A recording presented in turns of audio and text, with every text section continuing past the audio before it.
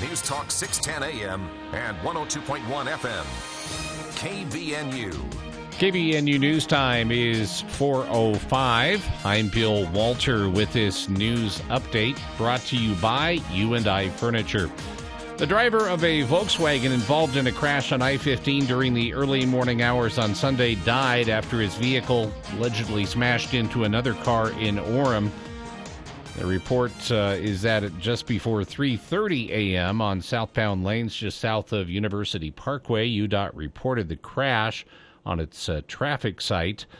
According to the Utah Highway Patrol, a Volkswagen traveling at a high rate of speed hit the back of a Nissan traveling in the second from right lane near milepost 268. The Utah Department of Public Safety said that both vehicles lost control and struck the right concrete barrier. Both spun several hundred feet down the roadway. Witnesses told responding troopers that the driver of the Volkswagen got out of the vehicle after the crash and began asking for help and then collapsed. The man was pronounced dead at the scene, according to authorities. The driver of the Nissan suffered minor injuries. Officials say they suspect impairment was a factor in the crash, and right lanes on southbound I-15 were closed during the investigation and cleanup. KBNU News Time is 4:06. KBNU weather for tonight, mostly clear skies, low around 40. Partly cloudy, then becoming mostly sunny on Tuesday, high around 70. West winds 10 to 20 miles an hour in the afternoon. Sunny around 70 on Wednesday. It is 71 right now at KBNU. KBNU weather brought to you by the Duct Hunter. Clothes dryer vents can get clogged with lint. Birds can even build nests in them. Let the Duct Hunter clean them out for you. Call 435-770-4813. The showroom is full. The warehouse is full. Orders from the last 12 months are all showing up at U&I Furniture, and they're stocked up. U&I has lots of furniture for you to shop and see. Plus, with inflation on the rise, manufacturers are lowering prices. It all adds up to a really good time to furniture shop for upholstered furniture like sofa, loves, sectionals, recliners, and more. U&I features American-made name brands to imports. Local deliveries available. They've been saying it for over 90 years, and it's now more true than ever. It's always a better buy at U&I Furniture in downtown Logan. KBNU News Time is 4:07. The family of 23-year-old Sergeant Elvin Phillips gathered at Salt Lake City International Airport on Friday to receive the casket with his remains after he died in a plane crash during World War II. Phillips was serving as a B-24 gunner during Operation Tidal Wave when his plane crashed in Romania after it was struck by enemy anti-aircraft shells. His remains were buried in a Romanian cemetery for 74 years before being identified this year through DNA analysis. Sergeant Phillips will be laid to rest on October 11th at the Utah Veterans Cemetery and Memorial Park in Bluffdale, Utah. And a jury in Utah has found 2 animal rights activists not guilty on charges of burglary and theft after they allegedly took 2 sick piglets from an industrial pig farm. The activists with the California-based group Direct Action Everywhere had argued during their trial that nothing of value was stolen from the facility because the 3-week-old piglets were in poor condition and likely to die. The group took a 360-degree virtual reality video of the March 2017 incident and promoted it online as part of a tactic known as open rescue. 3 other activists charged in the case previously took plea deals rather than go to trial. KVNU News Time is 4:09. For more details on these and other stories, visit CashValleyDaily.com. Breaking news and stimulating talk. News Talk KVNU 610 AM and 102.1 FM.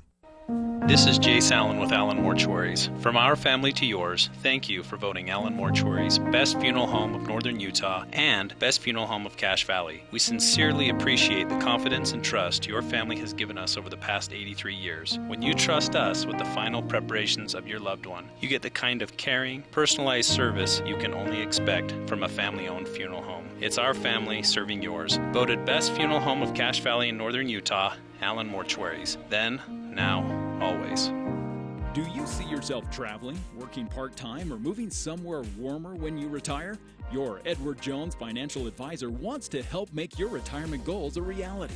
They can help you figure out where you are today and how to get where you expect to be. Working together, you can plan for what you want and be ready to take on anything unexpected along the way. Call one of the 7 Edward Jones branch locations in Cache Valley or go to edwardjones.com. Edward Jones, member SIPC. Heart valve disease is more common than you or your doctor may think, especially as you get older. It's serious but treatable with the proper diagnosis. If you or a loved one are experiencing shortness of breath, fatigue, chest tightness or pressure, dizziness or fainting, talk to your doctor and ask for an echocardiogram to get diagnosed early and enjoy your best quality of life. Learn more at askforecho.com. That's ask4echo.com. Serving overseas was just the beginning. We might be home from war, but our mission continues in communities all across the country. It's why we're out there in times of peace and crisis, providing meals to the hungry and supplies to the sick.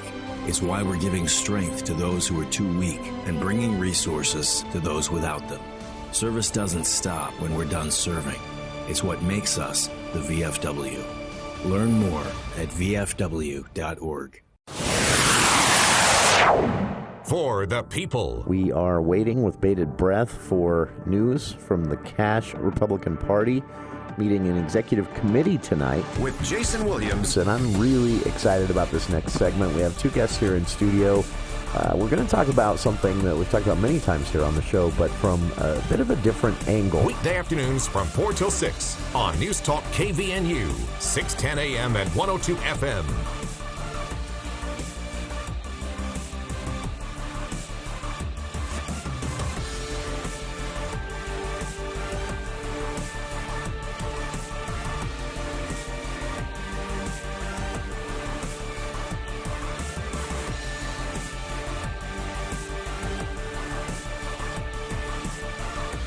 Welcome to KVN News for the People. It is Monday, October 10th. Depending on which you observe, it's either Columbus Day or Indigenous Peoples Day. And it's a Monday, too. And it's a Monday.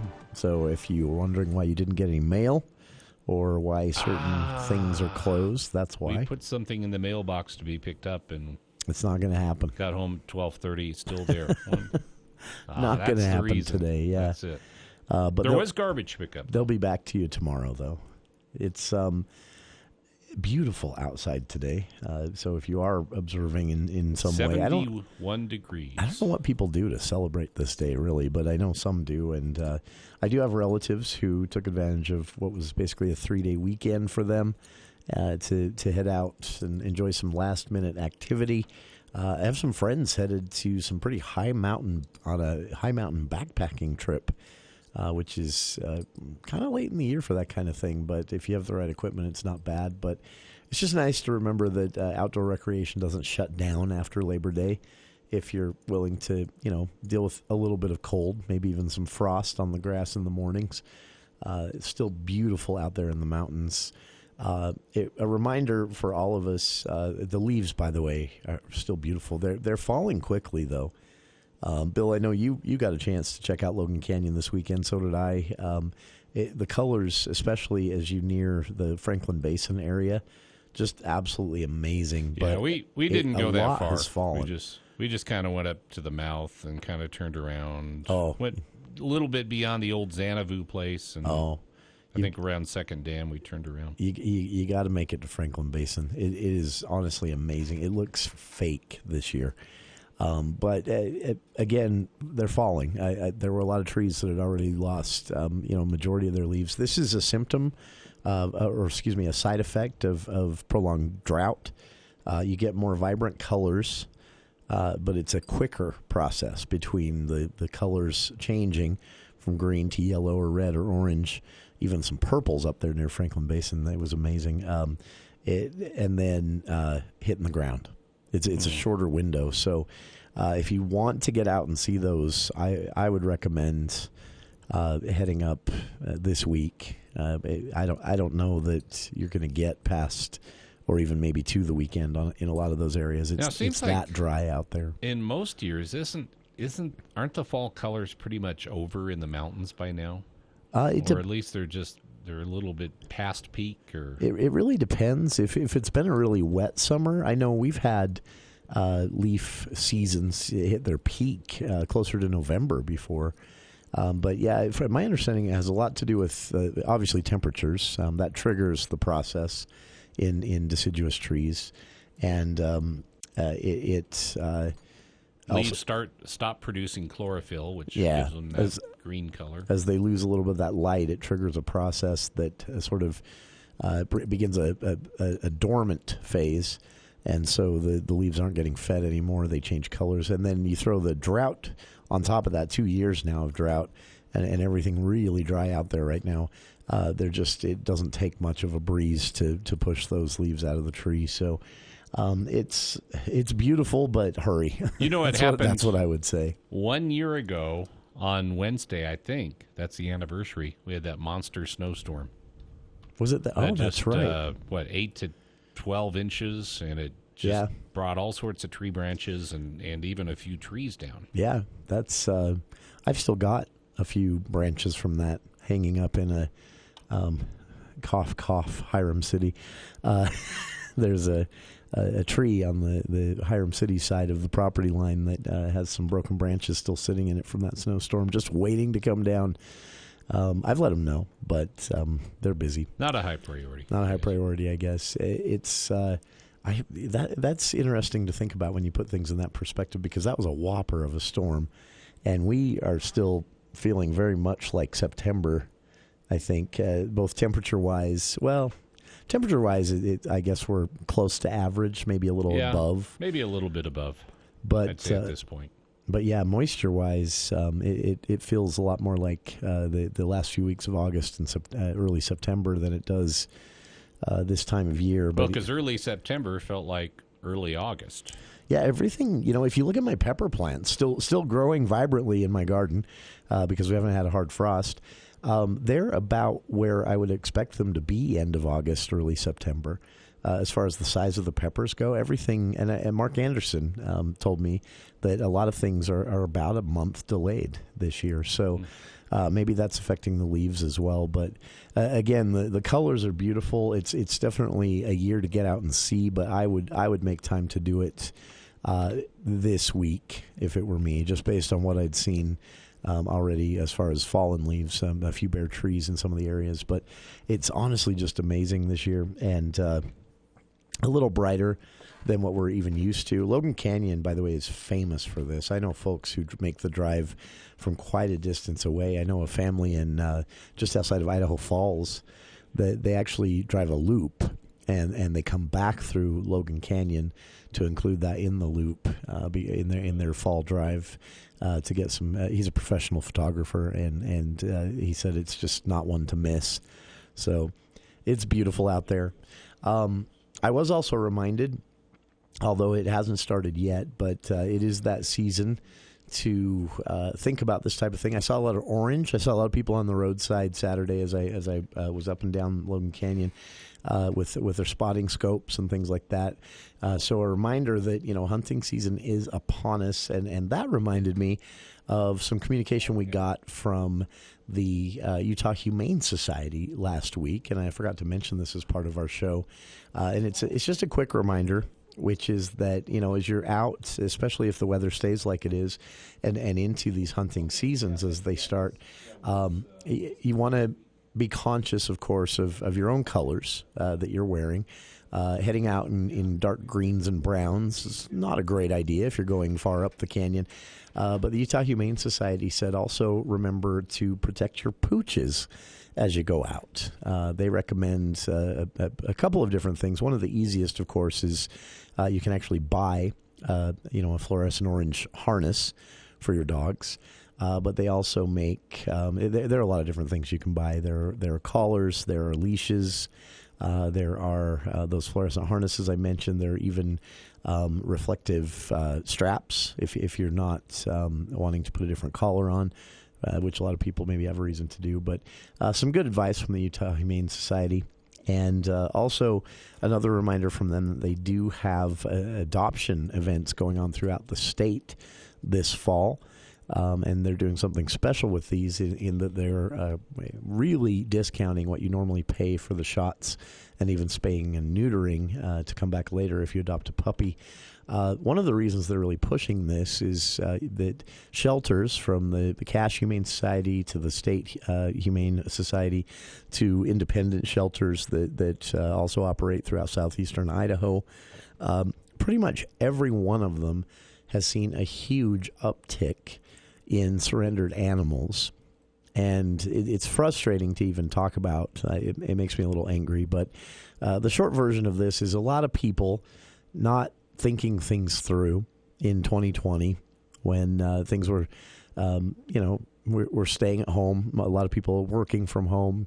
Maybe the kids are home, too, from school for at least a couple of months there. We never really shut down here in Utah fully. But everyone was, if you're being responsible, trying to spend more time at home. And that led to record-breaking adoption numbers, which was great news then. Unfortunately, what that's meant is 2022, now the second year of near record-breaking surrender numbers. A surrender is when someone comes in and says, I cannot keep this dog. And now that happens for a lot of reasons that are maybe outside of a person's control. In fact, I know a family just heartbroken over this, but a job transfer, which was a situation of you're going to accept this transfer and not work here anymore, to North Carolina, to an area where they weren't going to be able to have a dog because of their limited housing options out there. They had to surrender their dog of 4 years. I also know, unfortunately, an elderly couple in which one of the couple died. And the other was, had some severe health issues and couldn't care for the dog himself. And they had to surrender their dog they'd had for 10 years. Just heartbreaking stuff. But the majority, the State Humane Society says, the majority is coming from what they call a voluntary surrender, which is just someone saying this dog is too much for me. Which usually means that someone wasn't careful enough when they originally got the dog. And shelters are already up against the growing popularity of amateur puppy mills, which are, unfortunately means a lot of dogs waiting to be rescued aren't going to be. And so the Humane Society is literally begging everyone to consider adoption as an option. I know this time of year is not, this is interesting. I didn't know this, Bill, but apparently, I guess it makes sense in a way. Late winter and early spring is the highest. That's the time when most people adopt a pet. Really? Which I guess makes sense if you're planning and you think you're going to have the warm weather coming. You'll be able to go outside, go for nice walks and stuff, as opposed to adopting a new puppy just as you're about to all be cooped up in the house through the winter. So I get that. And the puppy's tearing up everybody's slippers. Yeah, and I get that to some extent, but they are pushing really hard for people to consider adoption right now because they and almost every other shelter are currently and still second year in a row overwhelmed with what is likely an effect of too many people adopting a dog in 2020 they weren't really prepared to care for, and then surrendering the dog. So they have a lot of choices for you out there. And again, most shelters are offering some discounted rates, especially the no-kill shelters like Cash Humane Society, to try and get people in to do this. So please consider it. And again, this message from the Utah Humane Society comes with that other reminder that as you're out and about, as the weather stays warm, and it looks to be the case at least for the next 10 days, we're going to see some pretty encouraging for outdoor recreation temperatures. Remember that there are hunting seasons beginning, and that those bright colors, those orange colors, to make sure you don't look like wildlife.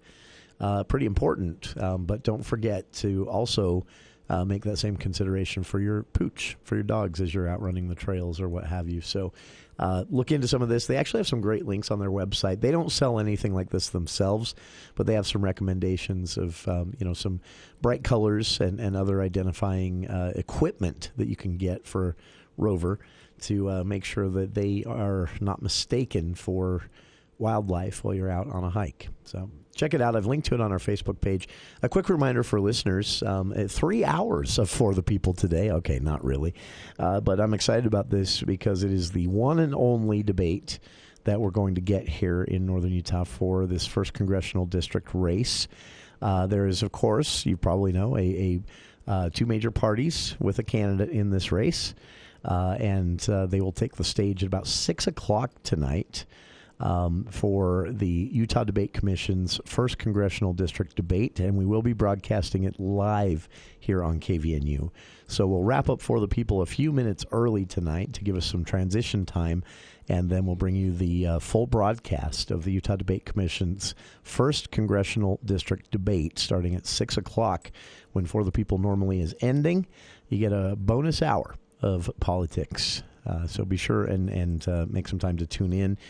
Questions for this have been submitted by folks around the district. We had an opportunity to send some questions in ourselves that came from our listeners that will be asked tonight. There are also questions that the moderator has prepared and presented and will be presenting herself during the event tonight. So that's 6 to 7 p.m., broadcasting the full Utah 1st Congressional District debate, brought to you by the Utah Debate Commission here on KVNU's airwaves, 6 to 7 tonight. We'll be back with more of For the People regular hours right after this. Hey, Cache Valley. Mark Ensign here. This November, you have a choice to elect a new county executive. Write in Mark Ensign. Why? During the year, multiple conflicts have arisen between the county executive and the county council, impacting their ability to function. With your write-in vote, I'll restore order, trust, and cooperation to our county government. Visit ensignforcachecounty.com to learn more. Paid for by Mark Ensign. This is Jill Zollinger, former Cache County Clerk Auditor, and I'm supporting Mark Ensign and writing him in as our next county executive. You can't beat fall in Utah.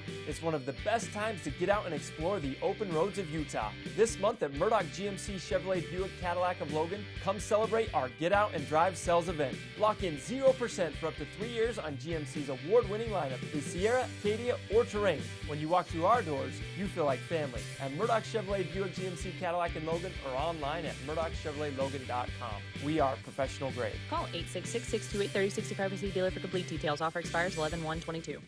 This Tuesday, April Davis will change the world. She doesn't know that yet. All she knows is that she went to justserve.org and volunteered an hour of her time.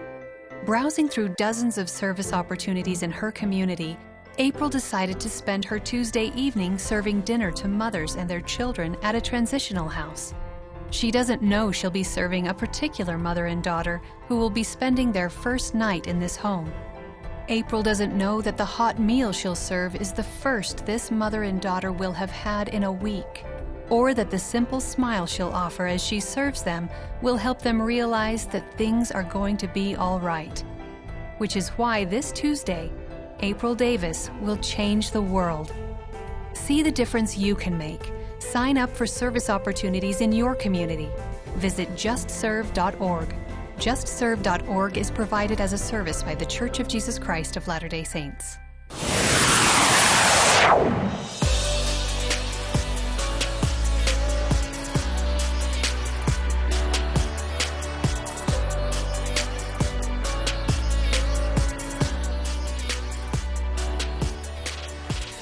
Welcome back to KVNU's For the People. This has been a pretty exciting day in Utah politics. But before we get to that, I just want to remind everyone this process is underway. We meant to talk about this on Friday's show, and honestly, I spaced it. There was a lot going on, and we had a listener that was actually hoping we would get to it. So to that listener, whose name I didn't get, who called last Thursday, sorry. It literally slipped my mind as we were prepping everything for Friday's show. But there is a process underway for Utah to get a new flag. And I'll be honest with you, I've had a hard time getting excited or angry, as some have gotten, about some of the presented designs. Don't get me wrong, there are some awful presented designs. But there's so much going on in the world right now. And here in Utah, with the legislative session around the corner, I get it. For a lot of folks, this is important. As the governor himself, the governor gave a speech a little while ago saying, this is more than a flag. This is something that we want for people to want to think of and even maybe display proudly in their yards and things like that, and we want it to reflect Utah. So the flag.utah.gov website was launched, and this process began. And there's some pretty simple guidelines. Keep it simple was one. They don't they don't want to have something with 8 gazillion things on it and just a simple concept. They ask people to think of meaningful symbolism, things that make you think of Utah, and then try to stick to basic colors, no lettering or seals, and then, of course, be distinctive.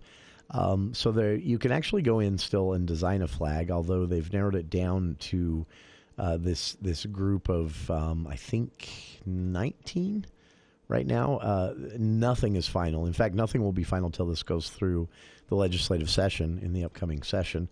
But they've been on display at locations throughout the state. They've been there at the historic courthouse here in Cache County for a entire month now, and I think they'll be there a while more.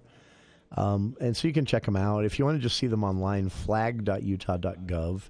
And more than 7,000 designs were, 200 designs were sent in. 7,000 people voted on the finds to get to these semifinalists. And And so the question from a listener last Thursday is what happens next? How does this go? So the goal, again, is to have this be the people's flag. A quick note on this, the Utah flag with the seal, the blue flag with the seal and the beehive, it's not going away. In fact, that will still be used in any official ceremony or capacity. So this is kind of like the people's flag. So this will display at public and county libraries, schools, municipalities throughout the state, for example. But official ceremonies, especially National Guard ceremonies or flags being lowered to half staff, they'll still use that traditional flag with the seal. But the process on this. So October 5th was the deadline for public feedback. That was the deadline for actually submitting a flag or commenting on an existing flag. You can still vote at flag.utah.gov. More than 7,000 people have already done so. And then what the legislature is going to do starting in about a week is they're going to look over the designs that have been upvoted the most. And then they're going to pass these on to professional designers because obviously, something that's been designed and displayed on a website might not work exactly in a flag design, so they might have to tweak it a little bit. So they're having some professional designers review the finalists, the 19 finalists that they have. And then those 19 would be whittled down to 3 to 5 designs. They're leaving themselves some wiggle room there. And then those 3 to 5 will be passed on to what the legislature created last year early this year in the session, which was the Utah State Flag Task Force. The task force will then, of these 3 to 5, they'll choose one, and they'll suggest a new official state flag design for consideration to the full Utah legislature. So the final flag design won't actually be presented until a committee meeting at some time during the 45-day session, which kicks off at the end of January. So that's your rough timeline on this. Again, it's too late to submit a flag design. That was October 5th was the deadline on that. It's also too late to comment on an existing flag design, but you can still vote. So if you'd like to go in and look at the designs and vote, but there's your rough timeline. Appreciate a listener asking about that. And again, I'd meant to answer that on Friday, and it slipped my mind. So getting to it a day late, and hopefully that listener is out there listening now. But there's your rough timeline. Sometime in the next week, the task force will take up the 19 most voted for designs and then whittle them down to 3 to 5. And then they'll begin a lengthy process of picking one of those which will be presented and recommended to the full legislature in a committee hearing sometime in the next general session that kicks off at the end of January 2023. The legislature will then vote, and there's a possibility that there isn't a majority to change the flag, and this all just it has to play out again next year. I would guess, though, that everyone is on board with this, and that it will likely pass. It will have to be signed by the governor, and then again, at that point, we'll kind of have two state flags because the original blue flag with the seal and the beehive will be used for in official proceedings, half-staff incidents, and things like that. Funerals, National Guard proceedings, and more. And then this flag will become sort of the state's people's flag. So you'll see it displayed at state buildings throughout the state and even county and city buildings where they display them. So there's your timeline. Flag.utah.gov for more information and to look at the 19 designs that in the next week or two will be whittled down to 3 to 5. And then eventually one of those 3 to 5 will be chosen to be presented to the full legislature this upcoming spring. We'll be back with more of KVNU's For the People right after these headlines with KVNU's Bill Walter.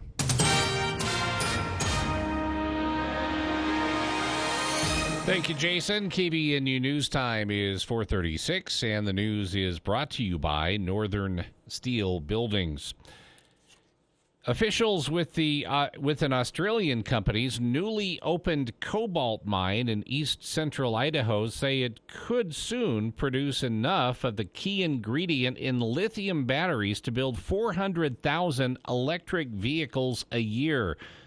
Officials with Jervoy Global Limited held an opening ceremony last week at the mine. They say the remote underground mine will likely start operating at full capacity early in 2023.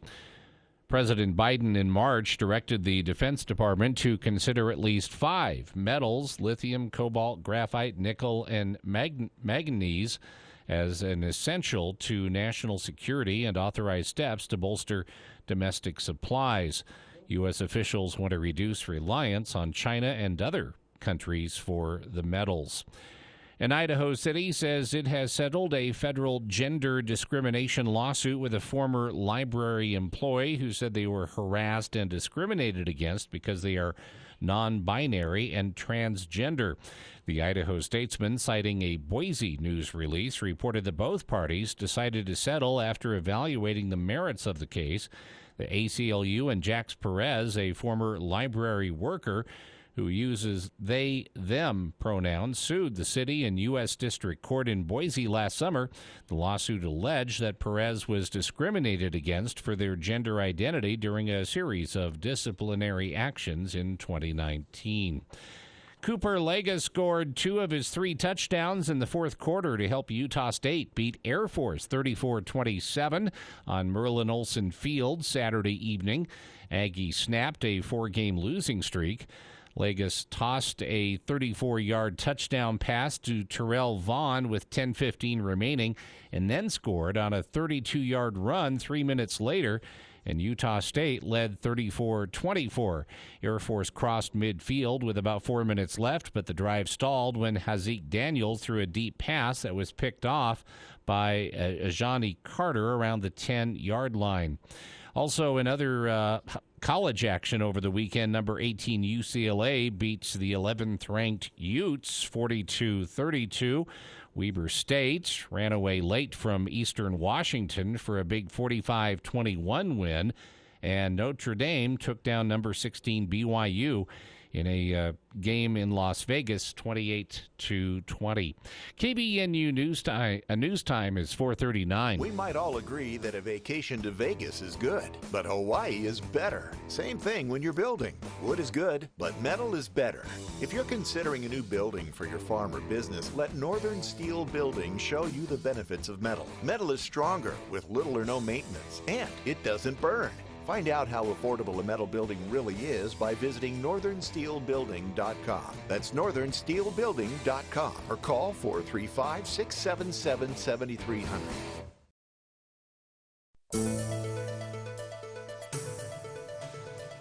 KVNU weather for tonight, mostly clear, low in the upper 30s, and then partly cloudy, lower 70s tomorrow. Becoming mostly sunny in the afternoon. West winds 10 to 20 miles an hour in the afternoon on Tuesday, and then sunny, lower 70s on Wednesday.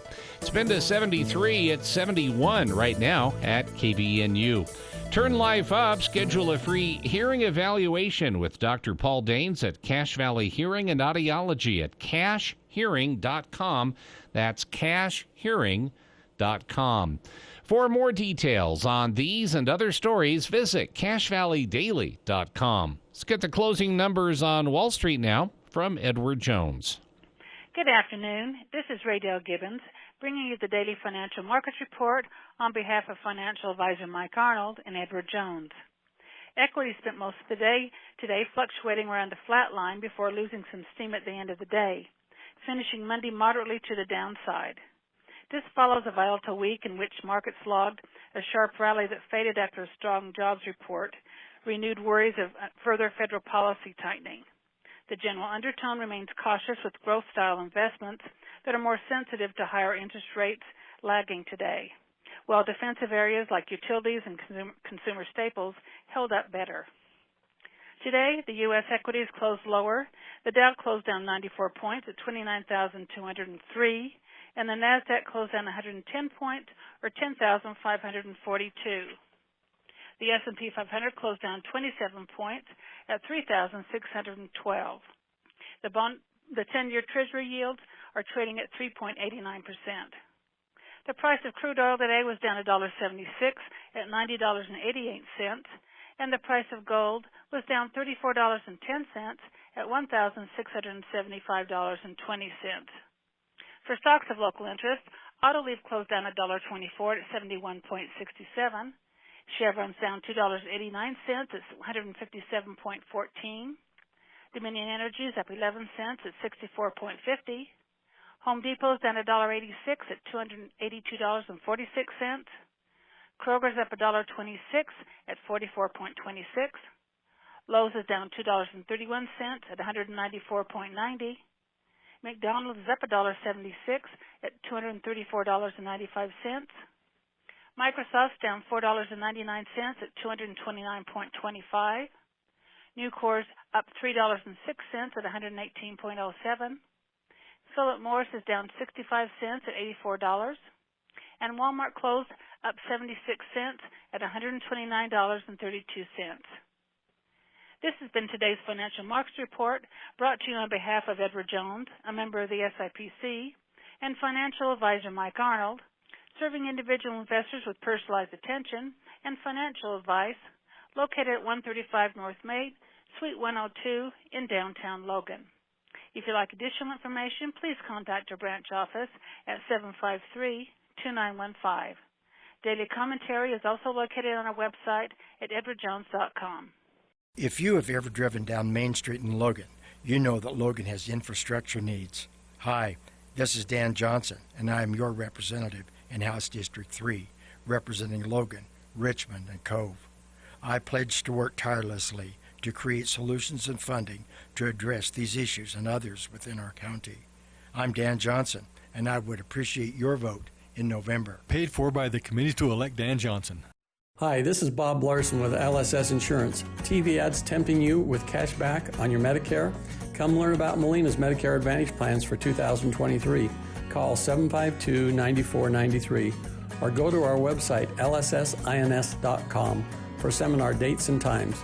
Don't get hooked by calling a national line. Call LSS where you can work with a local agent. Having a real person you can sit down with makes all the difference. For accommodations of persons with special needs at meetings, call 752-9493.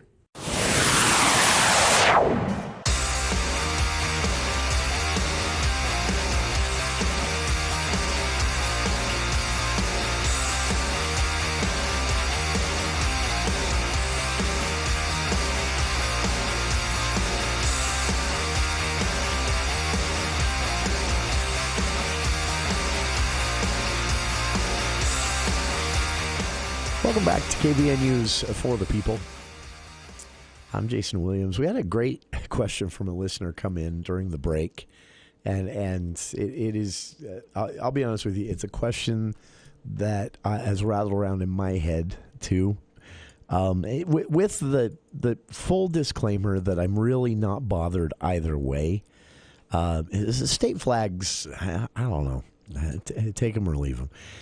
But there are strong feelings about this, and the goal of this on the part of the Utah legislature is to come up with something sort of updated and new that represents us and their own stated commentary. One state senator, for example, the sponsor of the bill that was just a formality, Senator Dan McKay, he sponsored a bill that created this task force. Someone had to do it. It wasn't his idea. The idea actually came from a poll that was done of Utah residents that showed, most people felt that our current flag is just kind of dull and out of date. Doesn't reflect, really anything specific about Utah.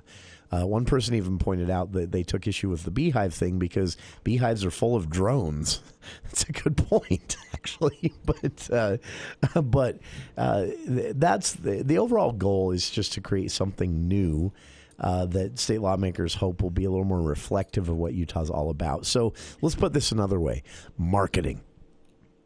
Marketing and then they throw on that whole create a sense of unity thing so that it doesn't sound like they're just talking about the marketing. But it's important because states do have to sell themselves these days, especially states like Utah, so dependent on tourism dollars to fill out about 35-40% of our economy each and every year. So that's the short answer of where this all started. The poll, by the way, was actually conducted by the Hinckley Institute of Politics at the request of the legislature. And it wasn't just a poll on the state flag. It was a poll on state branding overall. When you see these images, does it make you think of Utah? Would you like to see a change? And basically everyone said, we need an update. But a listener called during the news and said, that she'd looked at the flags on display there at the historic courthouse over the last month. And my words, not hers, I'm paraphrasing here from her written comments. She said she wasn't wowed by any of them. And I am right there. Again, huge disclaimer, I'm not going to lose any sleep over this one way or another. Kind of like they picked the wrong flag. I'm not going to sleep at all tonight. Life is ruined. I'm moving. None of that at all. But at the same time, I don't really get the need. With everything else going on, the amount of time the legislature has spent on this is borderline ridiculous. No offense to Senator Dan McKay, but Senator Dan McKay is a senator who time and time again has kind of wasted everybody's time, either with hot button issues because he's trying to create a larger political career for himself. Rumors have gone around forever that he wants to run for United States Senate. And then Romney kind of stomped on those dreams. So now the rumor is that after Cox's 2 terms, he'll run for governor. And the guy is just you see these people often, but this is a person looking for a higher profile at all times. And if anyone disagrees, including Senator McKay himself, he's welcome to call and yell at me. I can speak this way about him because I know him personally. Nicest guy, but one with aspirations, to say the least. So that's my guess as to why he put his name on this. And I mean, this is an instant state senator profile elevator, right? If you plan to run for higher office one day, the guy that got us the new flag, yeah, that's what I think is a lot of this. But the whole legislature is on board. The governor's on board. So it can't be pinned on Senator Dan McKay himself. And again, this poll was done in which by far the majority of respondents said Utah needs an update. Our logos, our state flag, our branding on various things is just dull. And yeah, I mean, I kind of agree. But at the same time, most state flags are dull. In fact, I don't think you want a super zany and catchy state flag because then it looks like a car dealership. and that's great for a car dealership. Is it good for your official state flag? I don't know. And so it's been a fun process for people. I've talked to a lot of folks who have been involved in, some people that even submitted designs, and that part's cool. And if it does create a greater sense of unity and get people, feeling proud to be a Utahn, great. But I'm with this listener. I don't see the need. I wasn't wowed by any of the new designs. In fact, I'll be bluntly mean. I guess this could be considered mean. Some of the designs to me look very amateurish. They don't look like something that you'd normally see on an official state flag or state letterhead or anything like that. They look like something that you might see in I'm trying to think of an example that's not going to offend people, and I can't think of one. But yeah, to me, I wasn't really wowed by any of the designs. I was, if I had to pick one, I think something with the arch would be great, but that does also leave out. I mean, what part of Utah do you pick to represent? The arch is probably the most famous and iconic landmark in the state, but our mountains in the north are amazing. The Great Salt Lake is something Utah is known for, and there aren't many huge salt lakes, and well, we might not have one ourselves much longer, where things are headed climate change wise. But either way, the arch is cool, but does it really reflect all of Utah? And there were quite a few with arches on them. The rest of them were just sort of geometric shapes of different colors, and I don't know. If it were me, if it was completely left up to just me, I would probably not update the state flag. Or if I did update it, I'd take the existing flag with the blue and the eagle and the little beehive in the center of that, and I would maybe modernize that seal a bit or something. If you want to do that, cool. But I don't know. I don't get it. And again, the amount of time the legislature has spent on this does put me off a little bit. There are a lot of things, and to be fair, we're not talking. They weren't, the people on the task force, lawmakers on the task force weren't glued to this and nothing else for the last year. But they have spent a significant amount of time on this, and there are a lot of other things the task force could have been created to tackle that are a bit more pressing, like housing prices and what the best thing to do with all this excess revenue they have, all these surpluses they have, what's going to be the best investment for the state. I would have much rather seen them put the same time to something like that, which they didn't create a task force for. But here we are. But to that listener, I'm with you. You're far from alone. I've spoken to a lot of people, even a couple of lawmakers who have said, for them, this has all been a big mad. They love the public engagement. They love that 7,000 plus people got involved in the process, at least as far as voting on the various designs. That's very cool, but they're not wowed by the new designs. They're not really convinced in the first place we need a new state flag. So, and then, of course, 125th anniversary, things like that kind of spurred this along, too. I don't know. I won't be angry if we get a new one. I won't be angry if they scrap the whole thing and we keep the old one. That's where I'm at. Where are you at? You're rather indifferent. I'm rather indifferent on all of this. Other than, again, I wasn't wowed by any of the new designs at all. Not a single one. If you want to weigh in, 753-5868. We'll be joined coming up in hour 2 by Patrick Belmont. He is a Democratic candidate for state legislature here in Cache Valley. He'll be joining us to kick off the hour. And a reminder, at 6 o'clock, rather than handing the reins over to Dave Ramsey, we're going to steal an hour from Dave. He said it was okay. And bring you live the Utah Debate Commission's first congressional district debate. Democratic candidate Rick Jones and Republican incumbent Blake Moore will take the stage right at 6 p.m. This is moderated by Kelly Bringhurst of UPR and is happening in person at Weber State University. If you got tickets, they were very limited. Good for you, and I hope you enjoy it. If you didn't, like most everyone else, just stay tuned. As For the People ends tonight, we'll transition right over at 6 p.m. to the first congressional district debate hosted by the Utah Debate Commission. And again, that is Democrat Rick Jones and Republican Blake Moore, and that kicks off exactly at 6 o'clock tonight. So stay tuned. More For the People regular programming for the next hour and 6 minutes right after this. The right Medicare agent makes a huge difference. At Jessup Insurance and Retirement Services, we know Medicare is not a one-size-fits-all. We will ask the right questions to help you make the very best decision. Let us help you today and for all future Medicare needs and concerns. Remember, now is the time to enroll or make changes to your Medicare plan. Call Jessup Insurance at 435-213-3200 or go to jessupinsurance.com. We will work hard to be a great agent for you. Jessup Insurance and Retirement Services. Let us guide you.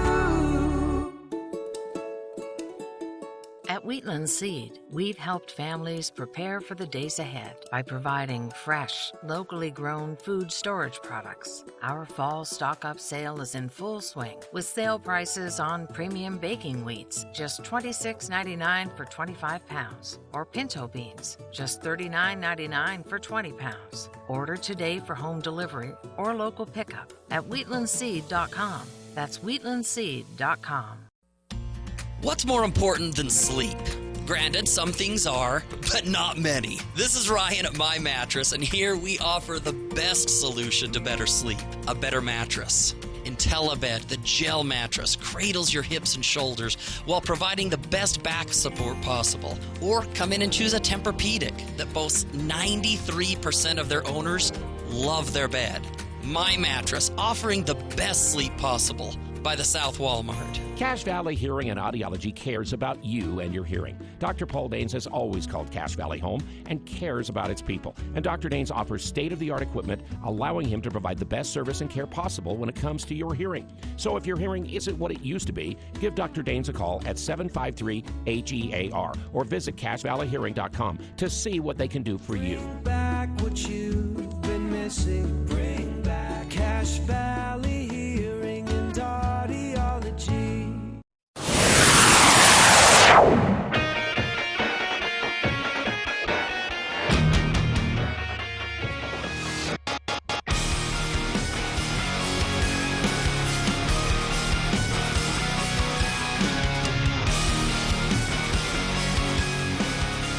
Welcome back to KVN News for the People.